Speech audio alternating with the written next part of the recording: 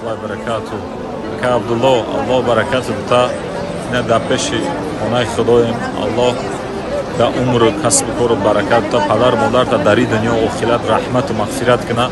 دادارید که گذشتگی الله نصیب کنه که روز قیامت در جنت خندان دیدار یکدیگر تا نصیب تان بگردونه.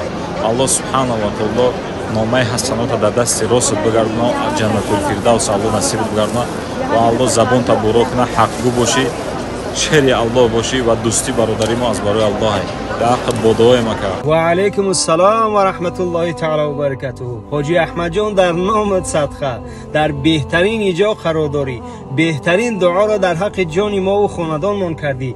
بهترین ها شد. ما هم دعا میکنیم که بهترین حج باشه، الله متعال به درگاهش قبول بسازه و او پدر و مادری که به مثل شما بر این فرزند شیرین زبان به دنیا آوردین عمری دراز پرفیض و پربرکت را نصیب و روزیشان بگردونه و دعا میکنم که دوستی ما به خاطر الله باشه و کوشش میکنم که دوستی نانی نباشم، دوستی زبانی نباشم، دوستی جانی باشم نسبت شما و ما و شما را الله متعال از وسوسه شیطان، از بلاهای آخر زمان، از بعض غیبت نامردان الله حفظ بکنه.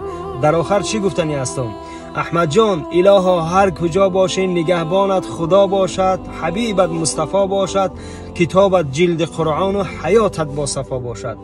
به نهایت منتدار هستم. الله حفظت بکنه حاجی احمد جان. السلام علیکم و رحمت الله.